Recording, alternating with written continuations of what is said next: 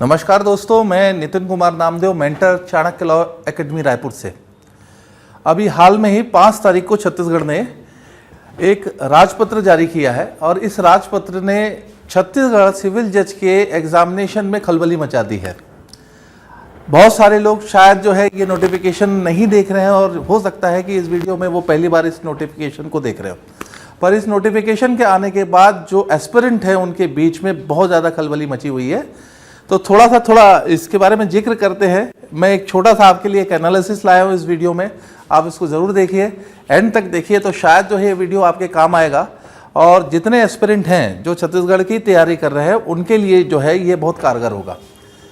अभी जो 5 तारीख को हमारा नोटिफिकेशन आया छत्तीसगढ़ का 5 जुलाई को, इसमें जो छत्तीसगढ़ न्यायिक सेवा भर्ती में जो नियम हैं उन नियमों में बदलाव किया गया है। छत्तीसगढ़ के इस रूल्स को देखना बहुत ज़रूरी है जो इन्होंने सी और गा में रखा है। इसमें यह लिखा है कि मान्यता प्राप्त विश्वविद्यालय में विधि की उपाधि धारण नहीं करता हो तो एलिजिबल नहीं होगा। अगर हम इस क्लॉज को समझे तो इसका मतलब है कि जिन्होंने एलएलबी का एग्ज़ाम पास कर लिया है और जब वो फॉर्म भर रहे हैं तो उस समय जो है ये दोनों चीज़ें देखी जाएगी। डेट ऑफ रजिस्ट्रेशन जो है इसके लिए इंपॉर्टेंट है कि जिस दिन आप अपने एग्जामिनेशन के लिए रजिस्ट्रेशन कर रहे हैं उस दिन आपने एलएलबी के एग्जामिनेशन को पास किया और आपके पास जो है उसकी डिग्री या मार्कशीट होनी जरूरी है। तथा इसमें जो दूसरा महत्वपूर्ण बदलाव किया गया है वो है अधिवक्ता अधिनियम 1961 के तहत एक अधिवक्ता के रूप में नामांकित होना चाहिए। यहाँ पर आपको जो है एक बात ध्यान में रखना है कि यहाँ पर एनरोल्ड वर्ड यूज़ किया गया है। जैसे कि मध्य प्रदेश में जब हम देखते हैं तो वहाँ ये साफ साफ कह दिया गया है कि 3 साल तक की आपकी प्रैक्टिस होनी चाहिए। यहाँ जो वर्ड यूज़ किया गया है वो एनरोलमेंट वर्ड यूज़ किया गया है। तो थोड़ा सा यहाँ पर एक भ्रम की स्थिति में जो है आता है कि ये एनरोलमेंट मांग रहे हैं या प्रैक्टिस मांग रहे हैं। और हमारे यहाँ जो आज अधिवक्ता के रूप में प्रैक्टिस करते हैं इसकी जो प्रक्रिया है वो प्रक्रिया इस प्रकार से है कि पहले आप एनरोलमेंट करते हैं, उसके बाद आप एआईबी का एग्ज़ाम देते हैं और जब आप एआईबी के एग्ज़ाम को क्वालिफाई करते हैं तो आप फिर अपनी रेगुलर प्रैक्टिस कर सकते हैं। तो यहाँ जो मेरा मानना है या मेरा ओपिनियन है कि जो एनरोलमेंट वर्ड है वो आपके एनरोलमेंट से है। एआईबी का एग्ज़ाम आपने क्लियर किया है, दिया है या नहीं दिया है, और उसका कोई संबंध यहाँ से जो है दिखाई नहीं देता है। तो पहली जो औपचारिक रूप से जो इन्होंने बदलाव किया है वो यही है कि आपको एनरोलमेंट करना होगा बार काउंसिल ऑफ स्टेट में। आप जिस भी स्टेट से बिलोंग करते हैं, अगर आप छत्तीसगढ़ से बिलोंग करते हैं तो छत्तीसगढ़ स्टेट बार काउंसिल में आपका एनरोलमेंट होना चाहिए। ये इन्होंने जो है एक महत्वपूर्ण बदलाव किया है। इसके बाद जो दूसरा महत्वपूर्ण बदलाव किया है वो छत्तीसगढ़ के लिए ये बोल सकते हैं कि एक यू टर्न हुआ है।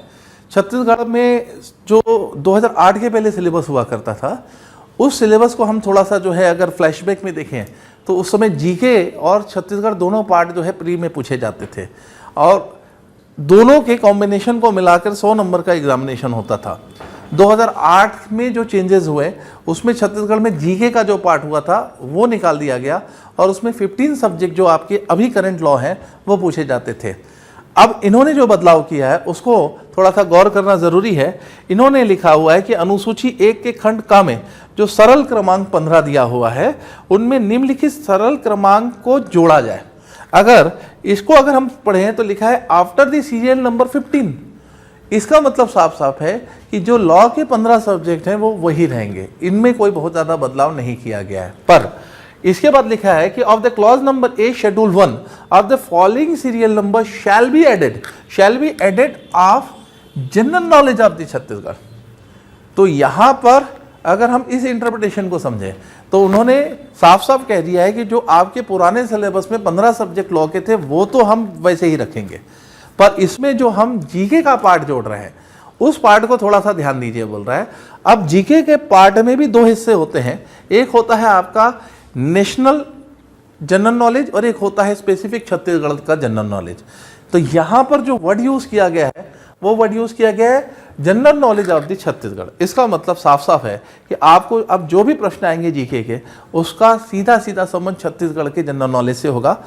या हम ये कह सकते हैं कि आपको राष्ट्रीय और अंतर्राष्ट्रीय जो है सामान्य ज्ञान को बहुत ज़्यादा पढ़ने की ज़रूरत नहीं है, भारत के भूगोल को पढ़ने की ज़रूरत नहीं है, भारत की अर्थव्यवस्था को पढ़ने की ज़रूरत नहीं है, पर छत्तीसगढ़ से जुड़े हुए जितने भी महत्वपूर्ण विषय हैं उनको आपको पढ़ना होगा। अब थोड़ा सा जो है इसी सिलेबस पर अगर हम बात करें तो ये 15 सिलेबस जो आपके हैं लॉ के, ये एज इट इज रहेंगे। ये उम्मीद की जाती है कि इसमें कोई बदलाव नहीं किया जाएगा। पर हाँ, अभी नए बच्चों के अंदर जो है एक प्रश्न ये अभी भी जो है कौतूहल के रूप में बना हुआ है कि सर आईपीसी पूछा जाएगा या बीएनएस पूछा जाएगा, सर सीआरपीसी पूछा जाएगा या बीएनएसएस पूछा जाएगा, सर इंडियन एविडेंस एक्ट पूछा जाएगा या भारतीय साक्ष्य अधिनियम 2023 पूछा जाएगा। तो देखिए, इसके बारे में अगर मैं इस नोटिफिकेशन की बात करूं तो इस नोटिफिकेशन में ऐसा कोई भी जो है इसमें कोई चेंजेस की बात नहीं की गई है। हो सकता है कि पीएससी के आने वाले नोटिफिकेशन में हमें जो है ये दिखाई दे कि हो सकता है कि पुराने ही लॉ पूछे, ये भी हो सकता है कि नए लॉ पूछें। तो थोड़ा सा हमको धैर्य रख के पीएससी की नोटिफिकेशन का वेट करना चाहिए, वही समझदारी होगी। अन्यथा अगर आप ये सोच रहे हैं कि भाई मैं पुराने लॉ दोनों लॉ पढ़ना है, तो वो आपकी इच्छा है, पर आप थोड़ा सा वेट कीजिए इन 3 सब्जेक्ट को लेकर। बाकी आपके पास जो 12 सब्जेक्ट हैं उसको आप एज इट इज कंटिन्यू रखिए। वो सिलेबस जो है मुझे नहीं लगता है कि इसमें जो है नए सिलेबस के साथ में कोई बदलाव किया जाएगा, क्योंकि इंटरप्रिटेशन तो यही निकलता है। अब प्रश्न आता है आपके छत्तीसगढ़ के जीके की बात। तो छत्तीसगढ़ का जीके जो है अमूमन पीएससी के एग्जामिनेशन के हिसाब से ही इसको सेट किया जाएगा। छत्तीसगढ़ के जो तैयारी करने वाले बच्चे हैं, खासकर जुडिशरी की तैयारी करने वाले बच्चे हैं, उनके लिए जो है ये थोड़ा सा परेशानी का सबब बनने वाला है। क्योंकि अभी तक हम जब लॉ पढ़ते हैं तो हमें जीके के पार्ट के बारे में बहुत ज़्यादा पढ़ने की ज़रूरत नहीं होती है, या हम ये कह दें कि as a aspirant judiciary Chhattisgarh वाले जो स्टूडेंट होते हैं उनका जीके थोड़ा सा वीकर होता है, या थोड़ा सा वो जो है इसमें कमज़ोर होते हैं।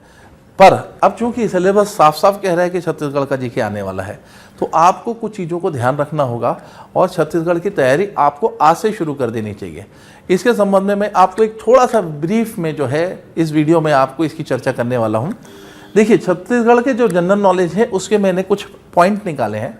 आप जब भी पढ़ना शुरू करेंगे तो उसमें सबसे पहले आप देखिए कि छत्तीसगढ़ का जो हिस्ट्री है और छत्तीसगढ़ का जो मॉडर्न हिस्ट्री का पार्ट है या नेशनल मूवमेंट का पार्ट है, यहाँ से आप जो है क्वेश्चंस देखेंगे कि आने की संभावनाएं बहुत ज़्यादा है। अब हम इससे पहले ये जानते हैं कि छत्तीसगढ़ की इतिहास जो है वो अपने आप में कोई हिस्ट्री या अपने आप में वो एक पृथक रूप से पढ़ा जाने वाला विषय नहीं है। हमको इसको इंडियन हिस्ट्री के और इंडियन मूवमेंट के साथ में पढ़ना होता है। पर सिलेबस के हिसाब से अगर हम बात करें तो आपको history of the Chhattisgarh and contribution of the Chhattisgarh in national movement, इसको सबसे पहले देखना होगा। यहाँ से आपके मेजर क्वेश्चंस आते हैं और यहाँ से पूछे जाएंगे। तो आप अगर छत्तीसगढ़ की तैयारी कर रहे हैं तो आज से आप तैयार हो जाएगी। आपको जीके के ये पार्ट भी जो है आज से एक टाइम टेबल में आपको पढ़ना शुरू करना पड़ेगा। दूसरा दिया है physical, social and economical geography of India. अब यहाँ इंडिया वर्ड हम लोग जो है यहाँ इसलिए लिए है कि हमने ये सिलेबस कहीं से लिया नहीं है, ना ही मैं ये दावा कर रहा हूँ कि ये सिलेबस पीएससी ने दिया है या पीएससी इस सिलेबस को लेके आने वाला है। मेरा जो एनालिसिस है वो है कि छत्तीसगढ़ 2003 और 5 में किस प्रकार से जो है सिविल जज के एग्जाम लेता था, एडीपीओ में किस तरह का सिविल जज का छत्तीसगढ़ का पैटर्न जो है वहाँ पर रखा गया है, और छत्तीसगढ़ पीएससी जो होता है वो अपने प्रीलिम्स में किस तरह के छत्तीसगढ़ के पैटर्न को लेके चलता है। तो यहाँ पर हम उसी सिलेबस के सारे कॉम्बिनेशन को मिलाकर जो है इस वीडियो में आपसे चर्चा कर रहे हैं। यहाँ पर फिजिकल, सोशल एंड इकोनॉमिक हम बोल सकते हैं, ज्योग्राफी स्पेसिफिक या स्पेसिफिक रेफरेंस बोल सकते हैं छत्तीसगढ़ के लिए। Administrative structure of the Chhattisgarh, local government, ये छत्तीसगढ़ के लिए हमें पढ़ना चाहिए। इसके बाद economy, commerce, industry, forest, agriculture of special reference of Chhattisgarh हमें पढ़ना होगा। अब यहाँ पर ट्रैवल्स हो गए, स्पेशल ट्रेडिशन हो गए, तीज हो गए, फेस्टिवल्स हो गए, डांस है, आर्कियोलॉजी हो गए, टूरिस्ट एंड कल्चर्स हो गए, ये भी रेफरेंस ऑफ छत्तीसगढ़ में हमको पढ़ना पड़ेगा। और करेंट अफेयर और sports special reference in Chhattisgarh पढ़ना पड़ेगा। इसका मतलब है कि आपके जीके में 2 हिस्से, एक होता है आपका नेशनल और इंटरनेशनल जीके और एक होता है आपका छत्तीसगढ़। तो जो सिलेबस बता रहा है वो साफ साफ ये बता रहा है कि आपको नेशनल और इंटरनेशनल जीके के पीछे बहुत ज़्यादा भागने की या उन्हें पढ़ने की ज़रूरत नहीं है। आप केवल और केवल छत्तीसगढ़ के जीके को फोकस करेंगे तो आपका हो जाएगा। अब चूंकि छत्तीसगढ़ मैं बहुत पहले पढ़ाया करता था, तो अब लगभग 10 साल हो गए हैं मुझे छत्तीसगढ़ पढ़ाए। लास्ट क्लास अगर मैंने ली होगी तो छत्तीसगढ़ की 10 साल पहले ली होगी।